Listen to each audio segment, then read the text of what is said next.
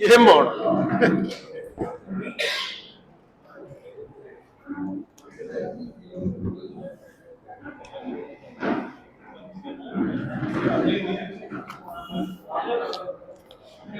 Sir మొత్తం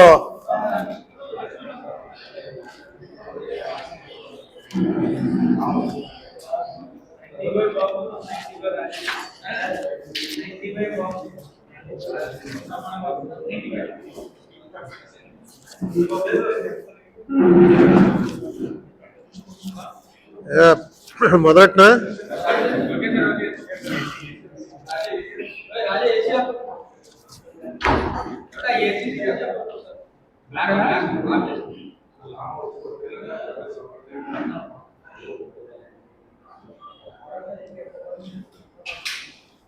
మొత్తం అంతా కూడా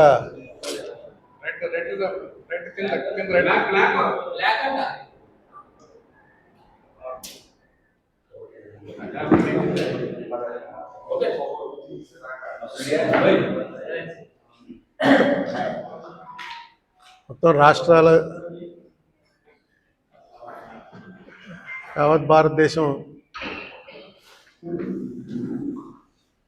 వరద తాకిడికి చిన్నాభిన్నమై అల్లకల్లోలంగా ఉంది. మనకి రెండు రాజధానులు హైదరాబాదు, విజయవాడ, రెండు రాజధానులు కూడా ఊహించినట్టుగా ఇంతకుముందు ఎప్పుడు ఊహించలేదు. విజయవాడ అయితే అసలు ఈ ఫోటోలు అవి చూస్తుంటే కళ్ళమని నీళ్ళు వస్తున్నాయి. విజయవాడలో కూడా కొండ చర్యలు పడిపోయే పరిస్థితి ఉంది. ఈ రాబోయే రోజుల్లో దీనికి శాశ్వత పరిష్కార మార్గాలు అన్వేషించక తప్పదు. ఏదో ఆ టైంకి వచ్చిందిలే, వెళ్ళిపోయిందిలే, మళ్ళీ నెక్స్ట్ ఇయర్ కదా, నెక్స్ట్ ఇయర్ చూసుకుందాం అనుకునే పద్ధతి కాకుండా ఇదేదో అందులో ఆంధ్రాకి ఎక్కువ ఉంటుంది. ఎందుకంటే ఇక్కడ చాలా నదులు ఉన్నాయి. కృష్ణానదికి ఇలా వస్తుందని నేను అనుకోలేదండి ఎప్పుడు. ఎందుకంటే కృష్ణానదికి పైన అంతా బ్యారేజీలు, ఆనకట్టలు, ప్రాజెక్టులు.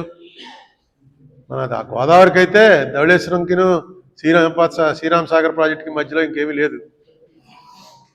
మరి కృష్ణానదికి కూడా అంత ఫ్లో వచ్చేస్తుంది. 2009లో వచ్చింది, మళ్ళీ ఇదే రావటం చూడండి.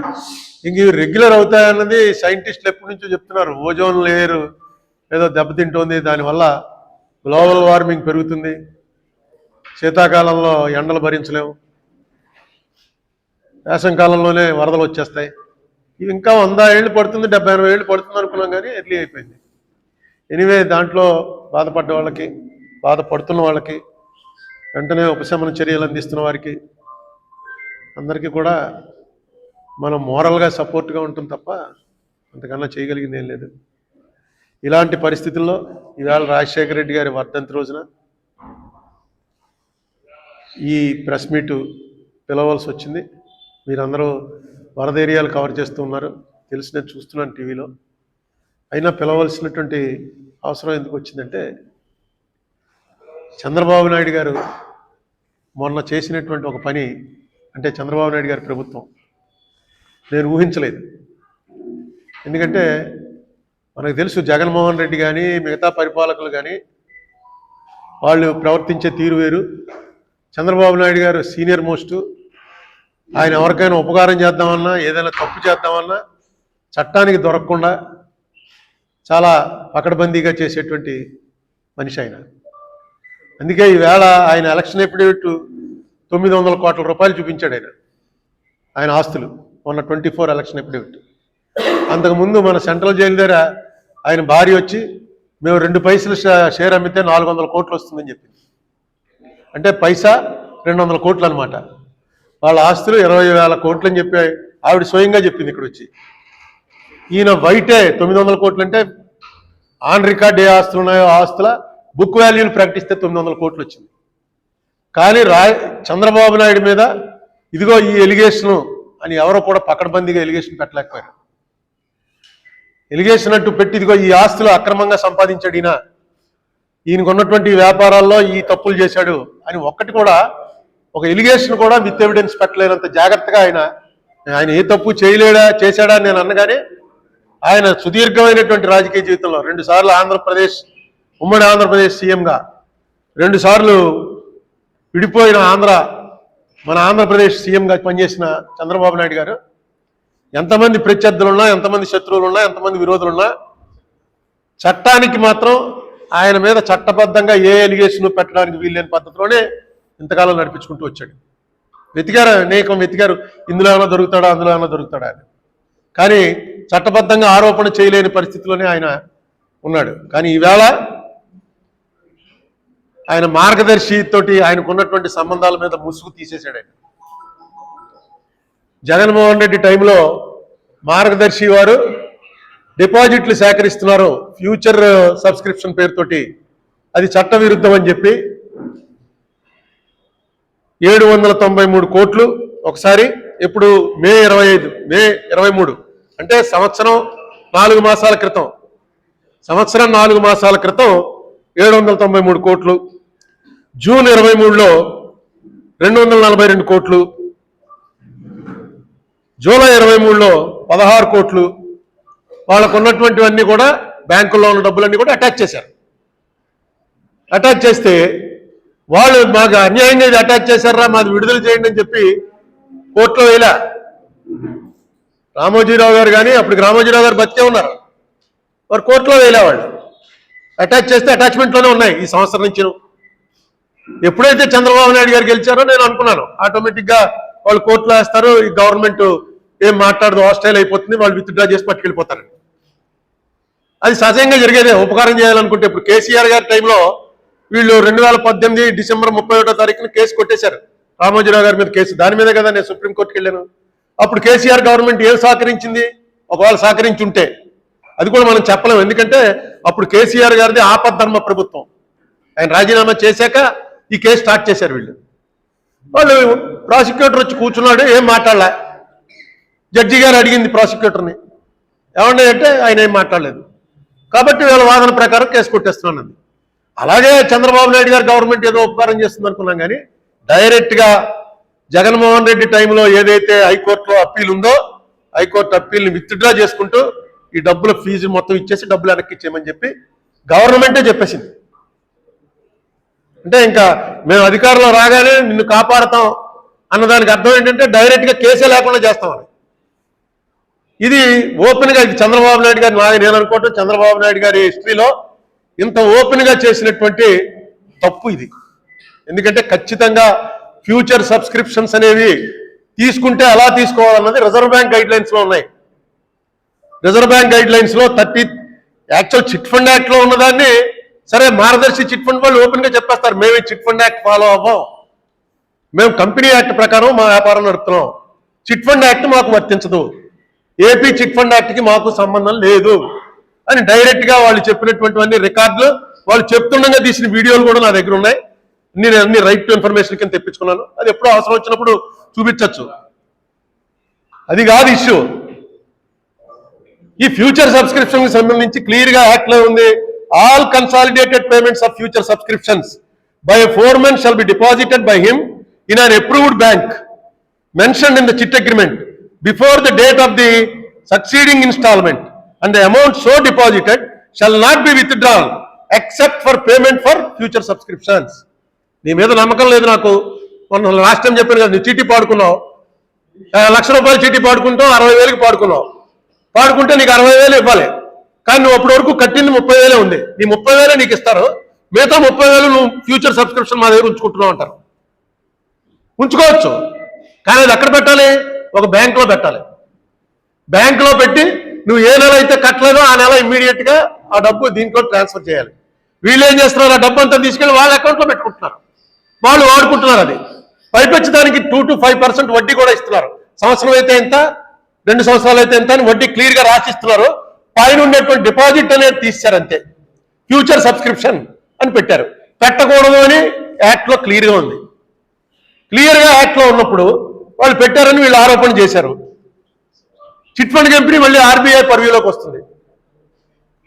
మరి చంద్రబాబు నాయుడు గారు ఎందుకు ఇది చేశారో, రేపు 11వ తారీఖున నాది వాయిదా వస్తుంది మార్గదర్శి ఫైనాన్షియర్స్ది. ఇప్పటి వరకు 4 వాయిదాలు అయ్యాయి. 4 వాయిదాల్లో ఆంధ్రప్రదేశ్ గవర్నమెంట్ తరఫున అడ్వకేట్లు వచ్చి మాకేం ఇన్స్ట్రక్షన్స్ లేవంటున్నారు, వాయిదా అడుగుతున్నారు. మొన్న క్లియర్గా చెప్పేశారు జడ్జి గారు, 11వ తారీఖు ఆఖరి వాయిదా, ఆ వాయిదా కరెక్ట్గా రండి అని, ప్రిపేర్ అయ్యి రండి అని. అక్కడ కూడా ఎలాంటి ఏదో చేయబోతున్నారు నాకు అర్థమవుతుంది. ఎందుకంటే ఇంత ఓపెన్గా చేయని అవసరం లేదు. వాళ్ళకి సాయం చేయాలనుకున్నా మీరు మిమ్మల్ని ఎవరైనా తీసుకెళ్లి పోలీస్ స్టేషన్లో పెడితే నేను పోలీసులకు ఫోన్ చేసి మా వాడిని లోపల పెట్టేసాట కొంచెం చూడవా అని చెప్పడం వేరు, పోలీస్ స్టేషన్ మీదకి వచ్చి ధర్నా చేయటం వేరు. ఇది రెండో టైపు. ప్రభుత్వంలో ఉన్న చంద్రబాబు నాయుడు గారు ముఖ్యమంత్రి ఇంత అనుభవజ్ఞుడు. పోనీ ఏదో జగన్మోహన్ రెడ్డి లాంటి వాడు తెలియదండి, అతనికి ఏం తెలుసండి, ఫస్ట్ టైం సీఎం అయ్యాడు, ఏదో చేస్తున్నాడు, అంతకుముందు మినిస్టర్ చేశాడా, అంతకుముందు ఎక్కడైనా గవర్నమెంట్లో ఉన్నాడా అనుకోవటానికి చంద్రబాబు నాయుడు గారికి తెలుసున్నంత ఈ ఫైనాన్స్, ఎందుకంటే ఆయన విజనరీ, ఆయన చెప్తూ ఉంటాడు, ఆయన విజనరీ, ఏమి రాబోతుందో చూడగలిగినటువంటి శక్తి ఉంది. కానీ ఇక్కడ ఆయన ఫెయిల్ అయ్యాడు. ఆయనకి చరిత్రలో ఇది పెద్ద మచ్చ అవబోతోంది. ఎందుకంటే 4 సార్లు ముఖ్యమంత్రి, మీ రికార్డు ఎవ్వడం బ్రేక్ చేయలేడు. ఆంధ్రప్రదేశ్ అంటూ ఎవడన్నా నాలాంటి బుక్ రాస్తే అందులో ఆల్మోస్ట్ 1/3 మీ పేజెసే ఉంటాయి. మీరు చేసిన మంచి, మీరు చేసిన చెడు, మీరు తెచ్చుకున్నటువంటి ఫాలోయింగ్, మీరు తెచ్చుకున్నటువంటి వ్యతిరేకత.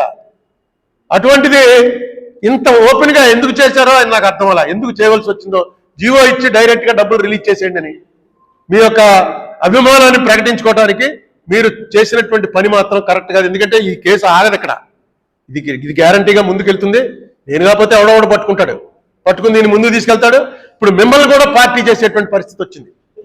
ఇంత పూర్వం అయితే మార్గదర్శికి వ్యతిరేకంగానే వెళ్ళాలి. నేను వెళ్ళాను మార్గదర్శికి వ్యతిరేకంగా, అక్కడ కేసీఆర్ని పార్టీ చేయలే, నేను మార్గదర్శి వల్లనే పార్టీ చేశాను. కేసీఆర్ని ఇంప్లీట్ చేయమని అడిగాను, ఆంధ్రప్రదేశ్ గవర్నమెంట్ని ఇంప్లీట్ చేయమని అడిగాను. వాళ్ళని కూడా విచారించి వాళ్ళు ఏం చెప్తున్నారో విని తీర్పు ఇవ్వండి అని అడిగాను. నా ప్రేయరు. ఇవాళ అలా ఉండదు, మీరిద్దరూ కలిసి తప్పు చేశారు అని వస్తుంది. ఖచ్చితంగా ఇది తప్పే అని ఆల్రెడీ రిజర్వ్ బ్యాంకు నేను వేసినటువంటి కేసులో ఎఫిడేవిట్ వేసింది తెలంగాణ కోర్టులో. రిజర్వ్ బ్యాంకు మొత్తం మీరు ఒక్కసారి రిజర్వ్ బ్యాంక్ యాక్ట్ చూసినట్టయితే ఫ్యూచర్ సబ్స్క్రిప్షన్స్ అనేవి ఏం చేయొచ్చు. ఫ్యూచర్ సబ్స్క్రిప్షన్స్ అంటే మేవన్నీ తీసుకుని నేను వ్యాపారం చేసుకుంటూ కుదరదు. అసలు చిట్ ఫండ్ కంపెనీ వాళ్ళు వేరే వ్యాపారం చేయకూడదు. అది ఫండమెంటల్ యాక్ట్ 1982 ప్రకారం చిట్ ఫండ్ వ్యాపారం ఎందుకు పెట్టారా మాట? చిట్ ఫండ్ ప్రజల దగ్గర తీసుకున్న డబ్బుతోటి నేను ఏదైనా రిస్క్ వ్యాపారంలో దిగాను అనుకోండి, అది పోతే డబ్బులు పోతాయి. అందుకని చిట్ ఫండ్ కంపెనీ వాడు వేరే వ్యాపారం చేయకూడదు అన్నారు. వీళ్ళు ఓపెన్ గా ఏ వ్యాపారాలు ఏమైనా చిట్ ఫండ్ కంపెనీకి ఉన్నాయో అన్ని రిజిస్టార్ ఆఫ్ చిట్స్ కి ఇస్తున్నారు, వీళ్ళకి ఇస్తున్నారు, కంపెనీస్కి, రిజిస్టార్ ఆఫ్ కంపెనీస్కి. ఈ జరిగింది మాత్రం చాలా. ఇప్పుడు వీళ్ళ దగ్గర ఎప్పుడు చూసినా, ఏ సంవత్సరం బ్యాలెన్స్ షీట్లో చూసినా కనీసం 300 కోట్ల రూపాయలు ఉంటాయి వీళ్ళ దగ్గర మార్గదర్శి అకౌంట్స్ లో. ఏంటంటే ఫ్యూచర్ సబ్స్క్రిప్షన్స్ కింద వసూలు చేసిన డబ్బు. ఇంకా విచిత్రం ఏంటంటే వాళ్ళ దీని ప్రకారం లాస్ వస్తూ ఉంటుంది. లాస్ చూపిస్తారు, 50 కోట్లు లాస్ వచ్చింది అని. పైన మాత్రం సర్ప్లస్ ఫండ్స్ 400 కోట్లు ఉంటాయి. సర్ప్లస్ ఫండ్స్ వేరు, ప్రాఫిట్ లాస్ వేరు. అంత సర్ప్లస్ ఉన్నప్పుడు లాస్ ఎలా వచ్చింది అంటే అది ఫ్యూచర్ సబ్స్క్రిప్షన్స్. మొత్తం నాకు గుర్తొస్తుంది, 2006లో రామోజీరావు గారు ఆయన ఈటీవీ స్క్రీన్ మీదకి వచ్చి చెప్పాడు, నా ఆర్థిక మూలాలు దెబ్బతీయడానికి రాజశేఖర రెడ్డి పని చేయిస్తున్నాడు అరుణ్ కుమార్ చేత అని. నేను అనుకోవాలా, ఆర్థిక మూలాలంటే మొత్తం ఆయనకు ఉన్నటువంటి ఎంటైర్ ఎక్వైర్ చేసుకున్న అసెట్స్, ఆయన సామ్రాజ్యం మొత్తం ఈ ఫైనాన్స్ ప్రజల దగ్గర నుంచి ఏదైతే డబ్బు తీసుకుంటాడో ఆ డబ్బు మీదే ఆయన రిస్క్ చేసి ఇవన్నీ చేశాడు. అందుకే ఆయన చిట్ ఫండ్ కంపెనీ కూడా యాక్చువల్గా ఇక్కడ చిట్ ఫండ్ కంపెనీ సంవత్సరం పాటు మూసేశారు. ఆంధ్రప్రదేశ్లో జగన్మోహన్ రెడ్డి ఉన్నప్పుడు సంవత్సరంన్నర మొత్తం మూసేసిన ఒక్క కస్టమర్ కూడా పోలా. ఎందుకంటే ఆ కస్టమర్లందరూ కూడా హైదరాబాద్కో, దిల్సుఖ్ నగర్ బ్రాంచ్కో, బషీర్బాగ్ బ్రాంచ్కో వీళ్ళందరూ ఇక్కడ ట్రాన్స్ఫర్ అయిపోయారు. అసలు చిట్ ఫండ్ కంపెనీ అనే దాన్ని డెఫినేషనే మార్చేశారు. ఇది ఖచ్చితంగా చాలా పెద్ద కేసు అవుతుంది. నేను ఎప్పటి నుంచో చెప్తున్నాను, కేసులా అవుతుంది, కేస్ స్టడీ అవుతుంది. ఏ రకంగా చట్టాలను అడ్డం పెట్టుకుని చట్టవిరుద్ధమైన కార్యక్రమాలు చేయొచ్చు అన్న దాంట్లో ఇది ఎక్స్పర్టైజ్. కానీ ఇందులో చంద్రబాబు నాయుడు గారు డైరెక్ట్గా వచ్చి పార్టీగా మారతారని ఈ ఉపకారం చేయటం ద్వారా ఆయన, నా ఉద్దేశంలో ఆయనకున్నటువంటి పరిణితికి తగ్గట్టుగా ఆయన బిహేవ్ చేయలేదు. ఓకే, ఆ కేసు నాకు తెలుసు, ఎలాగా గవర్నమెంట్ అపోజ్ చేయదు. చంద్రబాబు నాయుడు గారు రాగానే తెలుసు నాకు, గవర్నమెంట్ అపోజ్ చేయదు, వాళ్ళు విత్డ్రా చేస్తే డబ్బు పట్టుకెళ్ళిపోతారు, ఏ గ్యారంటీయో చూపిస్తారు, విత్డ్రా చేసి పట్టుకెళ్ళిపోతారు. కానీ ఇచ్చేయండి డబ్బు వెనక్కని చెప్పి ఈయనే ఒక జీవో ఇది చేసి విత్డ్రా అయిపోతున్నాం మేము అనడం మాత్రం నేను ఊహించలేదు. అది చెప్దామని మిమ్మల్ని వేళ పిలిచాను. రేపు 11వ తారీఖు ఉంది. ఖచ్చితంగా అందులో చంద్రబాబు నాయుడు గారు కానీ, రేవంత్ రెడ్డి గారు కానీ రేపు 11వ తారీఖు వాళ్ళు ప్రభుత్వం ఏం ఎఫిడవిట్ చేస్తుందో అది రిజర్వ్ బ్యాంక్ చెప్పిన దాన్ని సపోర్ట్ చేస్తేనే వేయాలి. ఎందుకంటే ఇద్దరు పెద్ద సీఎంలు, వాళ్ళు ఇద్దరు కూడా రామోజీరావు గారికి ఇష్టలై ఉండొచ్చు. ఒక మనిషి రామోజీరావు గారికి ఇష్టలై ఉండడం ఏమి తప్పేం కాదు. రామోజీరావు గారి వల్ల అనేక ఉపకారాలు పొంది ఉండొచ్చు. కానీ చట్టం, ధర్మం అని వచ్చేటప్పటికి మీరు ఇటేపు ఉంటేనే మీ పేరు నిలబడుతుంది. లేకపోతే మాత్రం ఈయన ఉపకారం చేసిన వాళ్ళకి ప్రత్యుపకారం చేయడం కోసం మొత్తం చట్టాలన్నీ కూడా తొంగలో తొక్కేస్తాడు, ఏం పట్టించుకోడు అన్నది మంచి పేరు మాత్రం కాదు. ఎందుకంటే మీది చరిత్రలో ఉంటారు. మీరు చాలామంది ముఖ్యమంత్రులు వస్తుంటారు, పోతుంటారు. 4 సార్లు ముఖ్యమంత్రి చేసిన వాడు ఎవడం లేడు, మీ రికార్డు ఎవడం బద్దలు కొట్టలేడు. మీరు ఇటువంటి పనులు చేసేటప్పుడు కొద్దిగా ఆలోచించి చేయండి. ఉపకారం చేయాలనుకున్నా సరే with in the frame work of morality. Public ఏమనుకుంటారో అనేటువంటి ఒక ఆలోచనలో మీరు నిర్ణయం తీసుకోవాలని కోరుతున్నా. అంతకుమించి చంద్రబాబు నాయుడు గారి స్టేటస్లో మనిషికి నేను ఎందుకంటే ఈ కేసులో ఇన్వాల్వ్డ్ కాబట్టి, నా వాయిదా 11వ తారీఖు వస్తుంది కాబట్టి ఈవేళ ప్రెస్ మీట్ పెట్టి, ఎందుకంటే వాళ్ళతోటి నేను మాట్లాడేంత లెవెల్లో మనిషిని కాదు. నేను ఈ టైంలో ఏదైనా లెటర్ రాద్దాం అనుకున్నాను. లెటర్ రాసినా అది పెద్ద వాళ్ళ దగ్గరికి వెళ్ళేంత టైం వాళ్ళకు ఉండదు. ఇద్దరు అక్కడేమో ఆయన హైడ్రాలో పడి ఉన్నాడు, ఈయనేమో ఇక్కడ వాటర్ దెబ్బకి ఈయన రోజు చూస్తున్నాం కదా, ఈయన వెళ్ళి డైరెక్ట్గా మొత్తం విలేజెస్ ఎక్కడెక్కడ మునిగిపోయారు ఆ ప్రాంతాలన్నీ తిరుగుతున్నాడు ఈయన. ఈ పరిస్థితుల్లో నేను ఏదో లెటర్ రాయటం, ఆ లెటర్ వాళ్ళు చూడలేదు అనుకోవటం ఇవన్నీ ఎందుకని చెప్పి మీ ద్వారా అయితే ఖచ్చితంగా వాళ్ళకి అందుతుందని నా నమ్మకం. చూద్దాం ఏం జరుగుతుందో. రేపు 11వ తారీఖున వాళ్ళు ఏం వేస్తారో ఏదో చూద్దాం. 300, 400 అలా ఉంటుంది ఎవ్రీ బ్యాలెన్స్ షీట్లో. 400 కోట్లు 300 కోట్లు అలా కడుతూ ఉంటారు, మళ్ళీ తీస్తుంటారు, మళ్ళీ కొంతమందికి పే చేస్తుంటారు. ఇది అసలు పెద్ద ఇదేంటంటే ఇందులోనూ మొన్న ఇక్కడ రాజమండ్రిలోనే ఒక ఆయన ఒక ఎఫిడేవిట్ ఇచ్చాడు. ఆ ఎఫిడేవిట్ చూశాను నేను. ఆయన చెప్పాడు, నేను మార్గదర్శి చిట్ ఫండ్స్లో దాచుకుంటాను, 1 కోటి రూపాయలు ఉంది ఇప్పుడు, దానికి ట్యాక్స్ ఉండదు, ఎందుకంటే వాళ్ళే వచ్చి నా దగ్గర అగ్రికల్చరిస్ట్గా తీసుకెళ్తారు. నేను రిటైర్డ్ ఇంజనీర్ని, నాకు పెన్షన్ వస్తుంది, నా కూతుర్లు అమెరికాలో ఉన్నారు, వాళ్ళు అక్కడి నుంచి డబ్బు పంపిస్తారు నాకు, ఆ డబ్బు కూడా నా పేరునే డిపాజిట్ చేస్తాను. నేను ఎందుకు ఇన్నేళ్ల నుంచి ఇందులోనే డిపాజిట్ చేస్తానంటే ఈ డబ్బుకి ఏ రకమైనటువంటి ఇబ్బందులు లేవు, లిటిగేషన్ లేవు, అన్ని వాళ్లే ఇంటికి వచ్చి నా దగ్గర సంతకం పెట్టించుకుంటారు, ఇన్కమ్ ట్యాక్స్ రిటర్న్స్ కూడా వాళ్లే వేస్తారు. నాకు ఈ వయసులో నాకు హ్యాపీగా ఉంది, అందుకని ఇంట్రెస్ట్ తక్కువైనా సరే ఇక్కడే వేసుకుంటున్నాను అని డైరెక్ట్గా ఎఫిడేవిట్ ఇచ్చాడు. ఇది మామూలు పరిభాష మీరు నేను చేస్తే మనీ లాండరింగ్ ఇది. ఎందుకంటే ఆ డబ్బుకి అకౌంట్ చూపించాలి, ఆ డబ్బు చెక్కు రూపంలో ఇవ్వాలి, వేరే వాళ్ళ డబ్బు మీరు వేయటానికి లేదు. దీనికని రూల్స్ పెట్టారు కొన్ని. మాకు రూల్స్ వర్తించమండి, మమ్మల్ని అడిగాడు, మీకు ఎవరన్నా మీకు కంప్లైంట్ ఇచ్చారా మా మీద? కంప్లైంట్ ఎందుకు ఇస్తారు? ఆ డబ్బులన్నీ కూడా అన్అకౌంటెడ్ మనీ. ఇవాళ వీళ్ళ దగ్గర తిరుగుతున్నటువంటి మొత్తం డబ్బులో అట్లీస్ట్ 70% అది అమౌంట్. లేకపోతే చిట్ ఫండ్ కంపెనీ మీకు ఎవడన్నా ఒకరిని చూపించండి, మార్గదర్శి చిట్స్లో చేరి చీటీ పాడుకుని నేను వ్యాపారం చేశానండి అని ఎవరన్నా చూపించండి. ఇప్పుడు చిట్ ఫండ్ కంపెనీ రాజమండ్రిలో 30-40 ఉన్నాయి. అందులో చేరతారు, వ్యాపారానికి తీసుకుంటారు, మళ్ళీ కడుతూ ఉంటారు, వాళ్ళు మళ్ళీ కట్టకపోతే వాళ్ళు ఆస్తులు రాయించుకుంటూ ఉంటారు, రకరకాలు జరుగుతుంటాయి. మార్గదర్శి చిట్ ఫండ్స్లో 10%, 12% కూడా ఉండరు అనుకుంటున్నాను. 1 కోటి రూపాయల చీట్లు ఉన్న వాళ్ళే దాదాపుగా ఒక 500-600 మంది ఉన్నారు. 1 కోటి రూపాయల చీట్లో జాయిన్ అవ్వడం అంటే చీటీ పాడుకుందామని కాదు, ఆ డబ్బు సేఫ్. బ్యాంకులో వేస్తే ట్యాక్స్ వాడు పట్టుకుంటాడు, వీళ్ళ దగ్గర వేస్తే సేఫ్, ఇంక దాని జోలికి ఎవడో వెళ్ళడం. అలా చేసుకుంటూ వస్తున్నారు. ఇది యాక్చువల్గా నేను ప్రూవ్ చేయబోతున్నాను. నా కేసులో చేయొచ్చు, రేపు ఆర్గ్యుమెంట్లో ఇదే చెప్పబోతా. నా దగ్గర మొత్తం ఎంటైర్ స్టాటిస్టిక్స్ ఉన్నాయి.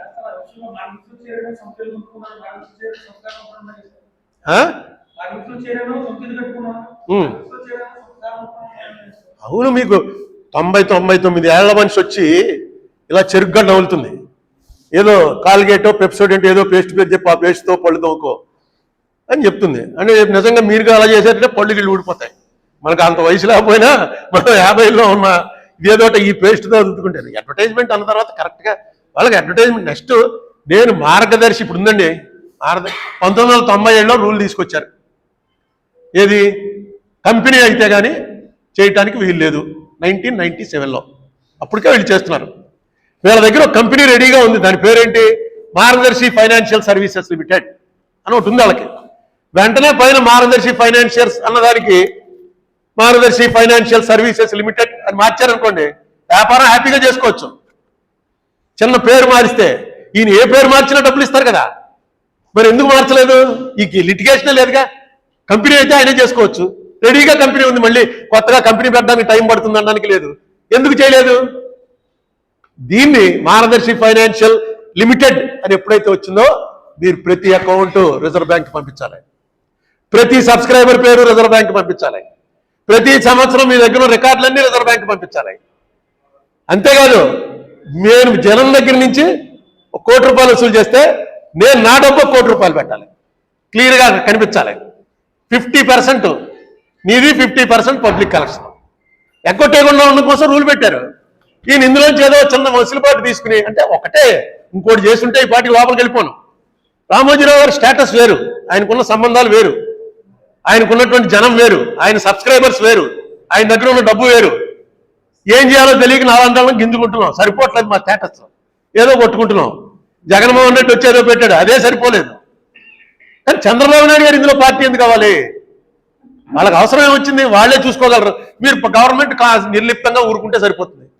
ఇప్పుడు నా దాంట్లో 4 వాయిదాల నుంచి ఆవిడ అప్పీ రావట్లేదు, ఇంకో 4 వాయిదాలు అయితే టైం అయిపోతుంది. ఏం అటు చూడండి, ఇటు చూస్తాను, సారీ. సో కంపెనీ కలెక్ట్ చేయించిన చిన్నదాన్ని వాళ్ళు ఎందుకు అంగీకరించలేదంటే, ఎవరికో మేము అకౌంట్లో ఇవ్వడం, ఎవరికో జవాబాదారీగా ఉంటాం వాళ్ళకి ఇష్టం లేదు. రిటర్న్స్ ఫైల్ చేస్తారు ఎవరితోటి? రిజిస్టర్ ఆఫ్ కంపెనీస్ తోటి రిటర్న్స్. ఆర్బీఐకి చిట్ ఫండ్ కంపెనీది పంపిస్తారు, ఫైనాన్షియర్స్ చిట్ ఫండ్ కంపెనీది మొత్తం. ఇవన్నీ రొటేషన్గా వస్తుంటాయండి. వాళ్ళకి కూడా ఏంటంటే వీళ్ళందరి మీద ఎత్తికి పోతద్దం పెట్టి చేయలేరుగా. ఎవరైనా కంప్లైంట్ పెట్టాలి. కంప్లైంట్ ఏంటి? మొత్తం డబ్బు దాచుకున్న వాళ్ళందరూ కూడా ఆయన మనుషులైతే ఆయన మాకు ఉపకారం చేస్తున్నాడండి దేవుడండి బాబు. లేకపోతే నా దగ్గర ₹1 కోటి ఉంటే నేను 30 లక్షలు ట్యాక్స్ కట్టాలి.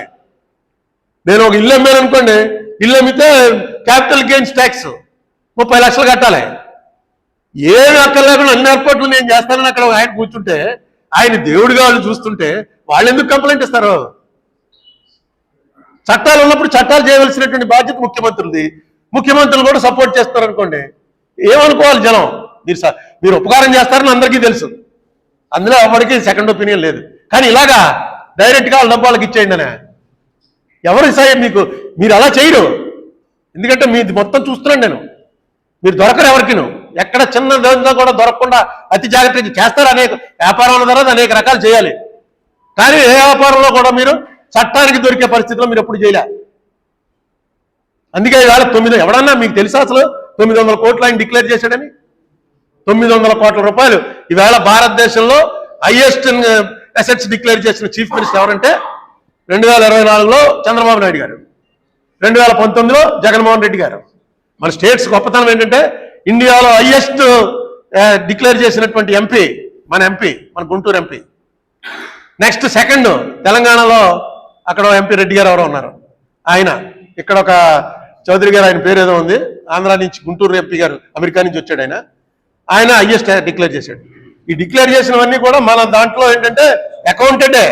అన్అకౌంటెడ్ ఎన్ని రేట్లు ఉంటుందో తెలియదు మనకి.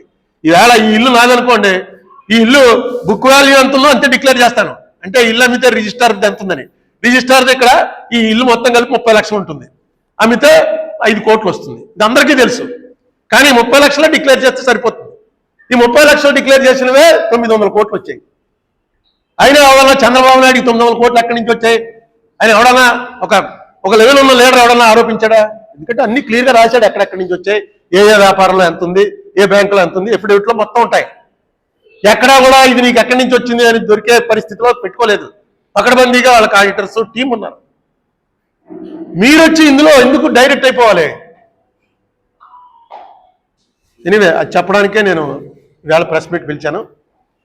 తర్వాత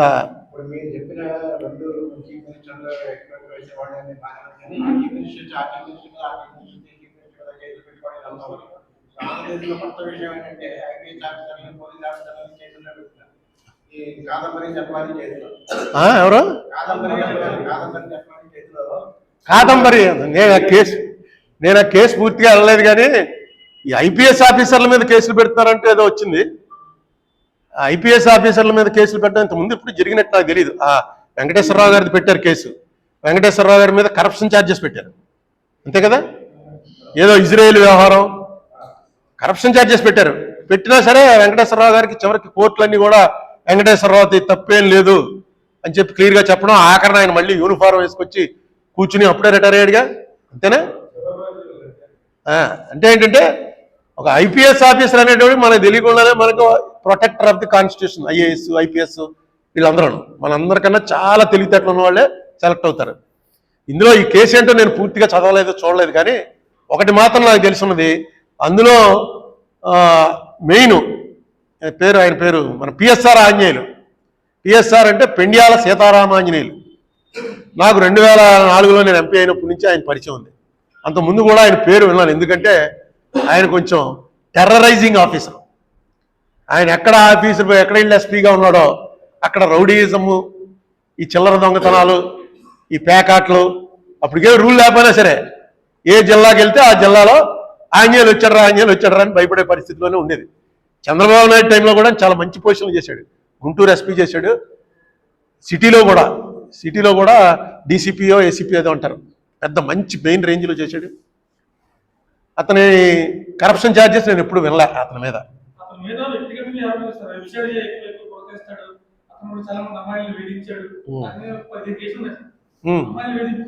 అది ఆ కేసులో ఏమైనా తీసుంటే ఇప్పుడు ఏమవుతుందంటే ఇక్కడ మీరు నా మీద కేసు పెట్టారనుకోండి, అది కేసు, అది ఖచ్చితంగా వాళ్ళు రిజిస్టర్ చేయాలి, పెట్టాలి. ఇప్పుడు నేను మార్గదర్శి చెప్పిందే సేమ్. వాళ్ళు కాగితం పెట్టుకున్న డబ్బాలు పట్టుకుపోవటం వేరు, ఈయన డబ్బిచ్చేయటం వేరు. ఇప్పుడు ఇక్కడ ఏం చేస్తున్నారు, గవర్నమెంట్ ఎవరైతే కేసులు పెట్టారో ఆ కేసులు పెట్టిన ఎస్పీల మీద, ఆ కేసులు పెట్టడానికి వెనక నుంచి ఈ ఇంటెలిజెన్స్ అంటే జగన్మోహన్ రెడ్డే, వెంకటేశ్వరరావు అంటే చంద్రబాబు నాయుడే, చాలా కావాల్సిన వాళ్ళనే తెచ్చిపెట్టుకుంటారు. అక్కడ ఇంటెలిజెన్స్ వాళ్ళతో అన్ని రకాలుగానే చర్చించి పెట్టుకుంటారు. ఇతని మీద పెట్టారు. ఇతను నాకు ఎలా తెలుసు అంటే మన రాజమండ్రి వాళ్ళు చల్లా వాళ్ళ జంజాల్ గారు ఉన్నాడు, సినిమా డైరెక్టర్, ఆయన వియ్యంకుడు. రాజమండ్రి మా చల్లా భద్రయ్య గారు ఉన్నాడు, చల్లా భద్రయ్య గారికి బావగారు అవుతాడు, చెల్లెలు మొగుడైన జంజాల్ గారు. వీళ్ళంతా మొన్న వాళ్ళ పెళ్లికి వెళ్ళాను, అన్నింటికి వెళ్ళాను, మాకు బాగా దగ్గర వాళ్ళు వీళ్ళంతాను. ఈయన మీద నేను కరప్షన్ ఛార్జెస్ వినలేదు. ఈయన వైఫ్ ఈయనకన్నా 10 రెట్లు ఎక్కువ ఆదాయం ఆవిడకి. నేను ఎంపీ అయ్యాకే మన ఇంటర్నేషనల్ బిజినెస్ స్కూల్ హైదరాబాద్ ఉంది కదా, అందులో చదువుకుని 2006లో బయటకు వచ్చి, అంత ముందు ఏదో హెచ్ఆర్లో డిగ్రీలు ఉన్నాయి, అందులోకి వెళ్ళడంటేనే పెద్ద స్టేటస్. అందులోకి వెళ్ళింది, చదువుకుని వచ్చింది. ప్రస్తుతం ఈ ఇండియాలో ఉన్నటువంటి టాప్ కంపెనీస్ అన్నిటికీ కూడా ఆవిడ హెచ్ఆర్ సెలక్షన్ బయట నుంచే చేస్తుంది అనుకుంటాను. వాళ్ళు ఈయన ఉద్యోగం లేకపోయినా సరే వెరీ వెల్ ఆఫ్, బాగా డబ్బులు ఉన్నవాళ్ళే. ఈయన ఉద్యోగం చేశాడు, ఓకే, ఎలిగేషన్స్ వస్తే జరుగుతుంది కోర్టు.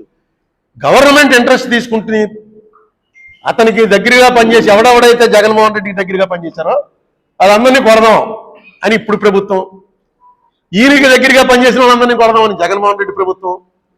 దీనివల్ల ఏమవుతుందంటే రేపు ఐపీఎస్ ఆఫీసర్లు ఎవడో మీ మాట వినడో.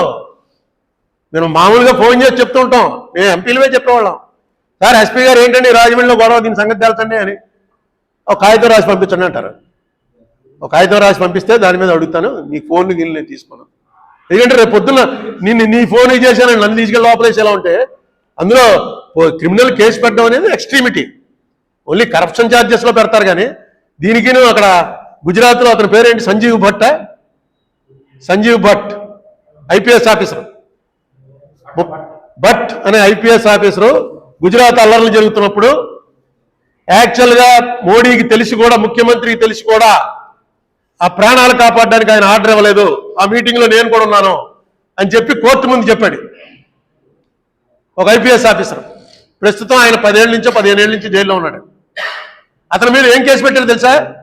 అతని ఫస్ట్ పోస్టింగ్ ఏఎస్పీగా ఉండగా ఒక లాకప్ డెత్ జరిగిందిట. ఆ లాకప్ డెత్ ఇతని వల్లే జరిగిందని తీసుకెళ్ళి లోపలేశారు. అంటే అధికారం చూపించటం. అతను ఇప్పటికీ జైల్లోనే ఉన్నాడు. హైకోర్టు కొట్టేసింది, సుప్రీంకోర్టు అన్నీ కూడా కొట్టేశాయి. అతనిదే తప్పు, లోపలికి వెళ్ళిపోని అందరికీ తెలుసు.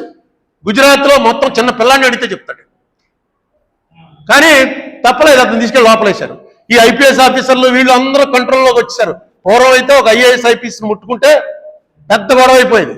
నేను ఒకసారి ఎప్పుడో ఐఏఎస్ ఆఫీసర్లు ఏంటంటే ఇలా చేస్తున్నారని ఎక్కడో మీటింగ్లో అన్నాను. ఐఏఎస్ ఆఫీసర్ విజయవాడలో ఏదో మీటింగ్లో ఐఏఎస్ ఆఫీసర్లు కూడా ఇలా చేస్తే మనం ఏం చేస్తామని. నా మీటింగ్ పూర్తి బయటకు వచ్చే లోపల నాకు 10 మంది ఐఏఎస్ వాళ్ళు ఫోన్ చేశారు. నువ్వు వెంటనే ప్రెస్ మీట్ పిలిచి తప్పు చెప్పు, నీ మీద చాలా మంచి ఒపీనియన్ ఉంది, పోతుంది, నువ్వు ఐఏఎస్ వాళ్ళు ఎలా చేయటం అన్నావు ఏంటని. ఇది ఎక్కడ కూడా రాజమండ్రి వచ్చి మళ్ళీ ప్రెస్ మీట్ పెట్టి, బాబు నేను మిమ్మల్ని ఏం పర్సనల్గా అనలేదు, ఐఏఎస్ వాళ్ళు ఎలా చేయడం, అది మళ్ళీ అగ్రవేట్ అయింది. మళ్ళీ అదే అన్నాడండి ప్రెస్ మీట్ పెట్టి అని క్షమించమని కోరితే. మరి నాకు అలాగే తెలుసా క్షమించమని కోరటం అంతకన్నా తెలియదు. ఎందుకంటే ఆ యూనిటీ అలా ఉంటుంది, పని చేయలేరు లేకపోతే వాళ్ళు. ఈవేళ తీసుకొచ్చి అందులో ఆంజనేయులు అన్న మనిషి నాకు తెలుసు కాబట్టి, మిగతా ఆఫీసర్లు ఎవరో నాకు పనిచేయలేదు, ఆంజనేయులు అన్న మనిషి నాకు తెలుసు కాబట్టి జనరల్గా రౌడీజము టెర్రర్ చేసి ఇలా అందిస్తున్న వాడి మీద మీరు చెప్పిన కేసులు వస్తాయి. ఎందుకంటే ఈ కేసులకి ఏముండదు, ఆడ పెద్ద ఆర్గనైజర్ అండి బాబు అంటే అయిపోయింది. సర్క్యులేట్ అయిపోతుంది.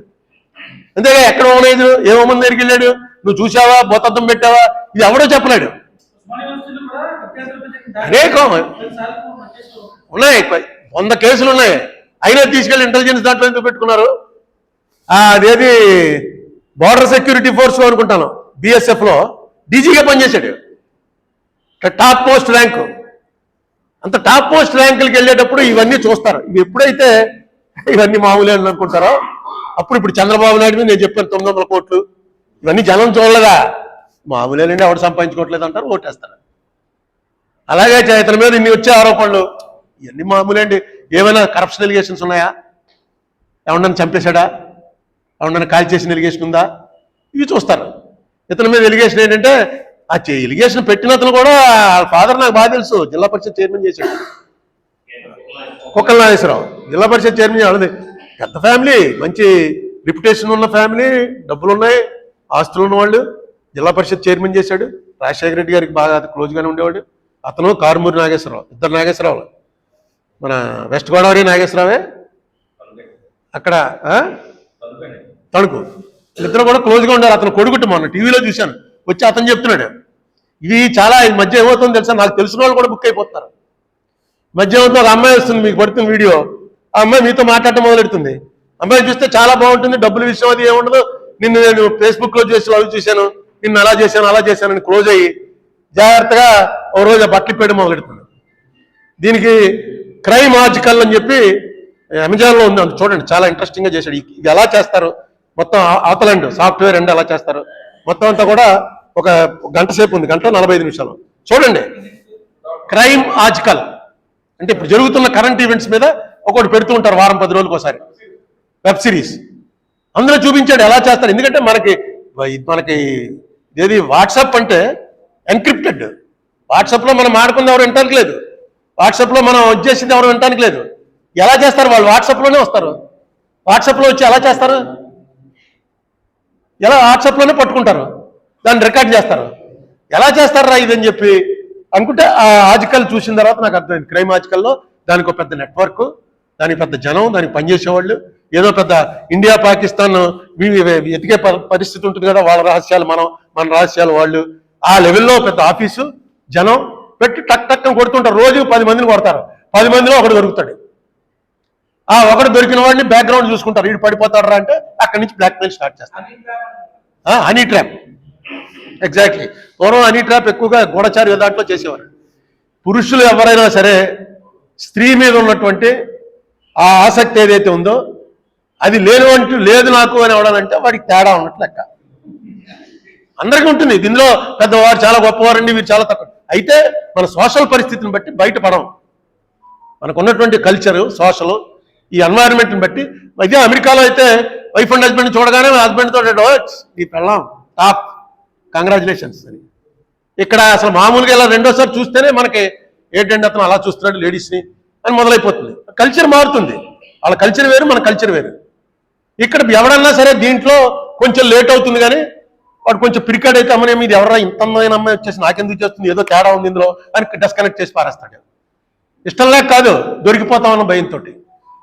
కొంతమంది ఓహో ఫోన్లో బాగా దొరికిందని వాడికి తెలియకోలాగా బుక్ అయిపోతున్నారు, బుక్ అయిపోయి జీవితాలు అయిపోతున్నాయి. మీకు ఆ క్రైమ్ ఆర్టికల్లో అయితే ఒక కుర్రాడు IIT స్టూడెంట్ సూసైడ్ చేసి చచ్చిపోతాడు, సూసైడ్ గదిలో బురేసి చచ్చిపోతాడు.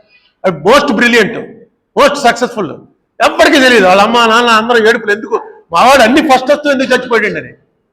ఇందులో పడిపోయాడు, మనకు తెలుసు, ఎందుకంటే మనం చూసాం కాబట్టి సినిమా. తర్వాత ఎప్పుడుకో వాడిది ఇచ్చేస్తే ఇప్పుడు ఏంటి ఫోను నెంబర్ చెప్పమంటే కూడా చెప్పట్లే. ఫోన్ ఎవడో యాక్సిడెంట్లో చచ్చిపోయాడు మీ అబ్బాయి, వెళ్ళి ఆ ఫోన్ తీసి లాక్ అయిపోయింది, ఏమంటే లాక్ ఓపెన్ చేయండి అని అంటే కోర్టులో ఆర్డర్ ఇచ్చినా సరే ఆ కంపెనీ వాడు నో, మా సీక్రెట్ పాలసీ ప్రకారం మేము ఆ లాక్ ఓపెన్ చేయలేము. ఇది మళ్ళీ హ్యాకర్స్ ఎవడో వచ్చి ఓపెన్ చేసి పెట్టాలి, కానీ కంపెనీ ఓపెన్ చేయదు. ఇవన్నీ వాడుకుంటున్నారు. క్రైమ్ రకరకాలుగా వచ్చేస్తుంది. ఇప్పుడు క్రైమ్ అయితే సెల్ ఫోన్ లొకేషన్ బట్టి పట్టేసుకుంటున్నారు. మొత్తం క్రైమ్ అంతా సెల్ ఫోన్లోనే అవుతుంది, అకౌంట్ నుంచి కొట్టేస్తున్నారు. దాన్ని ఆపాలంటే చిన్న ఇది చేస్తే సరిపోతుంది, చేయడు. ఎందుకు చేయడో అర్థం అవ్వదు. నీ బ్యాంకులో డబ్బులు ఆపుకోవాలంటే నీకు వార్నింగ్ ఇచ్చి 15 మినిట్స్ వరకు బ్యాంక్ ట్రాన్స్ఫర్ అవ్వదు అని ఏదో రూల్ పెట్టారనుకోండి, ఇవన్నీ ఆగిపోతాయి. కానీ అది పెడితే ఫాస్ట్ కమర్షియల్. ఇప్పుడు ఈ షేర్ మార్కెట్ వాళ్ళు ఒప్పుకోరు, ఎందుకంటే వాడు నిమిషంలో ఎవడు కొడతాడో వాడికే వస్తుంది. అది నిమిషాల్లో పెరిగిపోతుంటాయి రేట్లు, నిమిషాల్లో తగ్గిపోతుంటాయి. వీటన్నిటి కారణం మీద కేసు పెట్టేటప్పుడు నేను చెప్పేది చంద్రబాబు నాయుడు గారికి, ప్రభుత్వానికి ఒకటి ఏంటంటే, ఒక ఆఫీసర్ని మీరు కేసు పెట్టబోయేటప్పుడు ఏ తప్పులైతే గత ప్రభుత్వాలు చేశాయో ఆ తప్పులు మీరు చేయకండి. అందులో ఆంజనేయులు లాంటి ఒక టోటల్గా ఇతను పోలీసురా, లా అండ్ ఆర్డర్ పోలీస్, ఇతను పోలీసింగ్లో ఇతను ఆల్మోస్ట్ టాప్ 10లో వస్తాడు అనేటువంటి ఒక పేరు ఉన్నటువంటి ఆఫీసర్ని మీరు కేసులో పెట్టవలసి వస్తే చాలా జాగ్రత్తగా ఆలోచించి చేయవలసినటువంటి అవసరం ఉంది. అతని పొజిషన్ ఏంటి, వ్యవహారం ఏంటని. ప్రభుత్వ ఒత్తిళ్లే ఇప్పుడు, కాకపోతే లేకపోతే ఈ జీవో సంతకం పెడతారా వాళ్ళు? కేసు విత్డ్రా చేసి డబ్బులు ఇచ్చేయండి అంటే ప్రభుత్వం చెప్పినట్టు చేయాలండి, లేకపోతే పని చేయలేరు. ఇప్పుడు ఎల్వి సుబ్రహ్మణ్యం ఆయన ఎందుకు వాళ్ళిద్దరు గొడవ వచ్చింది మొన్న ఏదో ఇంటర్వ్యూలో చెప్తున్నాడు. ఆయన ఆర్టీసీ స్థల వాళ్ళని దీంట్లో పెట్టేద్దాం అన్నాడు జగన్మోహన్ రెడ్డి, నేను ప్రామిస్ చేశాను పెట్టేద్దాం అన్నాడు. ఎల్వి సుబ్రహ్మణ్యం ఏమన్నాడంటే, ఆపండి, ముందు మనం అందరి అభిప్రాయాలు తెలుసుకుని చేయాలి అని చెప్పి అందరికీ ఉత్తరాలు రాయండి అని సెక్రటరీకి చెప్పాడు. అందరికీ ఉత్తరాలు రాయండి, ఇది కరెక్టా, దీనివల్ల బెనిఫిట్టా లాసా అని. జగన్మోహన్ రెడ్డి పిలిచాడు కదేమో, నేనా సీఎం నువ్వా, నేను కలిపేస్తానని ప్రామిస్ చేశానంటే నువ్వు ఇలా రాయడం ఏంటని. రాయాలంటే రాయికి తప్పదు, అది ప్రొసీజరు, రాయాలి. అలా అనగలరా ఇప్పుడు ఎవడన్నా? సుబ్రహ్మణ్యం చూశాక, సుబ్రహ్మణ్యం పరిస్థితి చూశాక కావాలని కోరి తెచ్చుకున్న సిఎస్ చిన్న మాట, అతను అన్నది తప్పు కూడా కాదు, రూల్ ప్రకారం ఒక రికార్డు తయారు చేయాలి ఒక డెసిషన్ తీసుకోవాలంటే. ఉత్తరే నువ్వు నాకు నచ్చావని చెప్పేసి ఇచ్చేయడం కుదరదు. నువ్వు దేశభక్తుడివని, నువ్వు అన్నదానం చేసావని ఒక చిన్న రికార్డు తయారు చేయాలి. చేసి అప్పుడు నేను పద్మశ్రీకి పేరు పెట్టాలి. నాకు ఇష్టమని నేను పద్మశ్రీ ఇచ్చేయాలంటే కుదరదు. అదే చెప్పాడు ఎల్వి సుబ్రహ్మణ్యం. నచ్చలేదు, ఎందుకంటే అతనికి అనుభవం లేదు, దూరం పెట్టేశాడు. తర్వాత అతను పూర్తిగా ఎక్కడికో వెళ్ళిపోయి వేళ జగన్మోహన్ రెడ్డి మీద అంత ప్రేమగా వెళ్ళి జాయిన్ అయిన వాడు వ్యతిరేకమయ్యే పరిస్థితి వచ్చింది. ఇవాళ మీరు కూడా ఆఫీసర్ అనేవాళ్ళు ఎంతమంది, మొత్తం అంతా కలిపి 300 మంది ఆఫీసర్లు ఉంటారు, ఐఏఎస్ ఐపీఎస్. వీడు ఎక్కడికి వెళ్తారు, వాడు ఎక్కడికి వస్తారు, ఇక్కడిక్కడే మారుతూ ఉంటారు. వీళ్ళు ఎక్కడికి పోరాం, మీరు ఏమైనా మార్చుకోవాలి. ఎస్, కొంతమందిని బ్రాండ్, ఆంజనేయులు బ్రాండ్ ఇంటెలిజెన్స్ పనిచేశాడు కాబట్టి, వాళ్ళు నా దగ్గర ఇంటెలిజెన్స్గా పనిచేసిన వాడిని వేధించారు కాబట్టి నేను వీడిని వేధించాలి అని మీరు అనుకున్నారనుకోండి, దాని ప్రొసీజర్గా వెళ్ళండి. ఏ ప్రొసీజర్లో వెళ్ళాలి, అసలు ఎవరు ఆ మనిషి, ఎవరు కంప్లైంట్ ఇచ్చిన మనిషి ఎవరు? నేను చదువుతున్నటువంటి కథలన్నీ చూస్తుంటే మాత్రం ఇది చాలా కాంప్లికేటెడ్ ఇష్యూలా ఉంది. చాలా కాంప్లికేటెడ్గా హనీ ట్రాప్ అనేది ఏదైతే అంటారో ఆ పరిస్థితిలో ఉంది. ఉన్నప్పుడు కొంచెం జాగ్రత్తగా వెళ్ళండి, లేకపోతే మైనస్ ఏముంది. ఇవన్నీ జరుగుతున్నట్టు వాళ్ళకి తెలియదు. ఐపీఎస్ వాళ్ళకి వెళ్తే జైలుకి వెళ్తారు, మళ్ళీ బయటకు వస్తారు, శత్రువులు పెరుగుతారు. జైలుకి వెళ్ళి బయటకు వచ్చినాడు ఏమవుతుందో జగన్మోహన్ రెడ్డి చంద్రబాబుని చూశాడుగా. చంద్రబాబు జైలుకి వెళ్ళిన రోజునే ఇక్కడ ప్రెస్ మీట్ చెప్పాను, మారిపోయింది అబ్బాయి నీదని, నీ స్టోరీ మారిపోయింది, చంద్రబాబు నాయుడు జైలుకి వెళ్తాం అనేది నీ జీవితంలో చేసిన పెద్ద తప్పు అని. చంద్రబాబు జైలుకి వెళ్ళాడు కాబట్టి అక్కడికి పవన్ కళ్యాణ్ వచ్చి డిక్లేర్ చేశాడు. పవన్ కళ్యాణ్ డిక్లేర్ చేశాడు కాబట్టి బీజేపీతో ఎలియన్స్ అయింది. బీజేపీతో ఎలియన్స్ అయ్యి అక్కడ బీజేపీ ఈయన మీద ఆధారపడి వచ్చే పరిస్థితి వచ్చింది. ఇక్కడ చరిత్రలో ఎన్ని లేనని సీట్లు వచ్చాయి, ఎప్పుడు చూడని సీట్లు వచ్చాయి. ఒక్క తప్పు, నిజానికి చంద్రబాబు నాయుడు గారిని ఆ కేసులో నాకు తెలుసున్న నాలెడ్జ్ ప్రకారం ఆయన్ని జైలుకి పంపేటువంటి అంత లేవు ఛార్జెస్. ఎందుకంటే మనీ ట్రైల్లో ఆయన దాకా డబ్బు వచ్చింది అని అక్కడ చూపించేది లేదు. అందుకే నేను సిబిఐకి అప్పచెప్పండి అన్నాను. ఇక నన్ను మామూలు జైలుకి వచ్చి చూసిన ప్రతి వాళ్ళ బూతులు తిట్టిపోయారు. ఇప్పుడు మనకు అందులో ఏంటంటే పెద్ద వాళ్ళందరూ ఇప్పుడు చాలా పెద్ద మంత్రులు అది అయిపోయారు, వాళ్ళందరూ నన్ను బూతులు తిట్టిపోయారు. ఆ వీడియోలు అప్లోడ్ చూసుకుని నవ్వుకుంటూ ఉంటాను. ఇంత పెద్దవాడు కూడా మన మీద ఇంత టైం స్పేర్ చేశాడు రా, ఈవేళ మనకి అపాయింట్మెంట్ దొరకదు వీడిది, కానీ మన కోసం 15 నిమిషాలు వాడు మాట్లాడాడు, పావు గంట 25 నిమిషాలు, అరగంట తిట్టిపోయారు. ఇవాళ ఏమైంది, వాళ్ళే అధికారంలోకి వచ్చారు, జైలుకి వెళ్ళిన వాళ్ళే. ఏదైనా రిపర్కషన్స్ ఏంటి అని ఊహించగలిగిన వాడు సక్సెస్ఫుల్ లీడర్ అవుతాడు. ఆ ఊహ ఉండదు. మీకు ఒకటే ఉదాహరణ, మీకు మహాభారతం అందరూ చూశారు కదా, అందరూ చదివారు. కర్ణుడు ఉన్నాడు అందులో. కర్ణుడికి ఇంద్రుడు ఒక శక్తి ఇచ్చాడు. ఇచ్చి ఏంటంటే ఇలాగ కోసి ఇచ్చేసేటప్పటికి ఇంద్రుడికి కళ్ళు తిరిగాయి. ఇంద్రుడికి నిజానికి కర్ణుడు ఓడిపోవాలనే ఉంది, కానీ ఆ కర్ణుడు చేసిన పని చూశాక కళ్ళు తిరిగి ఏం కావాలన్నా ఆయన నీకు అన్నాడు. నాకు ఒక శక్తి, ఒక మనిషి ఉన్నాడు, వాడిని చంపడం కోసం నాకు ఒక శక్తి కావాలన్నాడు. ఎవడా మనిషి అందరికీ తెలుసు, అర్జునుడు. అర్జునుడిని చంపడం కోసం శక్తి అడిగాడు. ఇంద్రుడికి తెలుసు ఇది ఎవడ మీద వాడతాడో, ఇంద్రుడు ఇచ్చేశాడు ఆయన. ఎందుకంటే ఇక దయలో చెప్పేశాడు ఏం కావాలరా నీకని. మనకు అర్థమైన విషయం ఏంటంటే కురుక్షేత్ర యుద్ధంలో కర్ణుడు ఏ రోజు బయటకు వచ్చి ఆ రోజు అర్జున చావని పట్టణం కొట్టాడు, అయిపోయింది, యుద్ధం క్లోజేగా. ఎందుకు కొట్టలేదు? పొద్దున్న లేచి అది బయటకు వచ్చేటప్పటికి మర్చిపోయేవారు. యుద్ధంలో రాత్రి అంతా అనుకునేవారు కూర్చుని. ఒక రోజు అయిపోయింది, ఏంటి కర్ణ ఇది, రేపు పొద్దున్న లేవగానే ఫస్ట్ ముందు అర్జునుడు ఎక్కడున్నాడో చూసి పట్టుకొని కొట్టాయి, అయిపోయింది యుద్ధం అని. నాకు నిన్న జ్ఞాపకం రాలేదు, రేపు కొట్టేస్తాను ఉండండి అని. మొన్న పొద్దున సాయంత్రం అయ్యేటప్పటికి మళ్ళీ ఇదే పరిస్థితి. ఎందుకు మర్చిపోయేవారంటే ఇప్పుడు ముఖ్యమంత్రులు, మంత్రులు, అధికారంలో ఉన్నవాళ్ళు, అంతకుముందు జగన్ టైంలో అధికారంలో ఉన్నవాళ్ళు ఎందుకు మర్చిపోయేవారు? కాలమహిమ, మనం మళ్ళీ సెకండ్ అయిపోతారా, మనం మళ్ళీ అపోజిషన్లోకి వెళ్ళిపోతాం, వాళ్ళు రూలింగ్కి వస్తారు, ఇదంతా జరుగుతూ వచ్చింది అనేది ప్రతి ఒక్కరికి తెలుసు. కానీ పనులు చేస్తున్నప్పుడు అది జ్ఞాపకం రాదు, రాకుండా వెనక్కిపోతూ ఉంటుంది. ఇదే జరుగుతుంది. నేను మొత్తం అందరు రాజకీయాల్లోకి వచ్చే వాళ్ళందరినీ ఒకటే కోరుతాను, మహాభారతం చదవండి. మొత్తం ఇప్పుడు రాజకీయం అంతా అప్పుడు ఉంది. నేను కూడా చదవలే. నేను కూడా వీళ్ళు పాండవులు, కౌరవులు, కురుక్షేత్రం క్లోజ్ అయిపోవడంతో అయిపోయింది అనుకుంటాం. తర్వాతే ఉంది అసలు కథ అంతాను. ఆ తర్వాతే అన్ని రాసుకుని వచ్చారు, ఎలా అలా ఎప్పుడెప్పుడు ఏమేం జరిగింది, ఎందుకు అలా జరిగింది మొత్తం రాసుకుంటూ వచ్చారు. ఒకసారి ఎప్పుడైనా భారతం టైం ఉంటే చదవండి. నేను ముసలాన్ని అయిపోయాక మొదలెట్టాను అనుకోండి, చాలా ఇంట్రెస్టింగ్. ఈవేళ జరుగుతున్నది కూడా సేమ్ అదే. నేను చంద్రబాబు నాయుడు గారిని రిక్వెస్ట్ చేసేది, ఎందుకంటే నేను నా బయోగ్రఫీ, ఆటోబయోగ్రఫీ రాసుకుంటున్నాను, ఇప్పుడు నా కోసం అనుకోండి. ఆ రాసుకున్న దాంట్లో చంద్రబాబు నాయుడు గారికి దాదాపు 30-40 పేజీలు రాస్తాను. ఆయన పర్సనల్గా కూడా కలిశాను కాబట్టి, అందుకే రామోజీరావుని కలుద్దామని ప్రయత్నించి విఫలమయ్యాను. పర్సనల్గా కలిశాను కాబట్టి రాస్తాను. రాసే దాంట్లో నేను ఆరోపణలు చేయగలను, కానీ మీరు తప్పు చేశారని దానికి ఆధారం ఇది అనడానికి ఆధారం లేదు. ఇందులో మాత్రం దొరికారు. ఇది ఎందుకు తప్పు చేశారో ఇలాంటి తప్పులు ఇంక రిపీట్ అవనివ్వకండి. రేపు 11వ తారీఖున మా దాంట్లో కూడా మీరు మీ ఇమీడియట్ మీ అడ్వకేట్స్, మీ కౌన్సిల్ని ఆదేశించండి. కరెక్ట్, ఏది న్యాయం, ఏది ధర్మం, అది ఎఫిడవిట్ చేయండి. ఇక్కడ మళ్ళీ మీరు అభిమానం, దాన్ని ఏమంటారు, ఇచ్చిపుచ్చుకోవడాలు, నేను నాకు వాళ్ళు ఉపకారం చేశారు కాబట్టి నేను వీళ్ళకి ఉపకారం చేయాలి, అవి రానికండి. అది ఈ స్టేజ్లో మీకు అనవసరం. మీరు ఇంత 75 ఏళ్ళు వచ్చి మీకు ఇంత పేరు, భారతదేశంలో ఇంత పేరు వచ్చి ఇన్నిసార్లు ముఖ్యమంత్రి అయ్యి అలాంటి బలహీనతలుగా మాత్రం లొంకండి. ధర్మం వైపు, చట్టం వైపు ఉండండి. Thank you.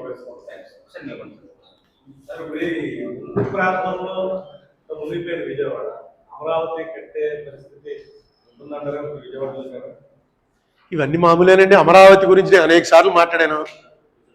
సో వాళ్ళు అక్కడ నిర్ణయం తీసుకున్నారు, కడతారు, దానికి ఏం కావాలో అది చేస్తారు. ఇప్పుడు ముంపు వచ్చింది కాబట్టి అమరావతి మునిగిపోతుందని ఇవన్నీ పొలిటికల్ ఎలిగేషన్. నేనేమో రాజకీయ పార్టీకి సంబంధించిన వాడిని కాదు. నాకేమి అమరావతి అనేది ఆయన నిర్ణయం, ఆయన కట్టితే నేను బుక్కే రాశాను. ఫస్ట్ అపోజ్ చేసింది నేనే. జగన్ కూడా సపోర్ట్ చేసినప్పుడు నేను అపోజ్ చేశాను. అన్నిటికీ వ్యతిరేకం. అబ్బో చాలాసార్లు అయ్యింది, కానీ వాళ్ళ నిర్ణయం, అది గవర్నమెంట్ నిర్ణయం, తప్పదు కదా. Okay, thank you brothers.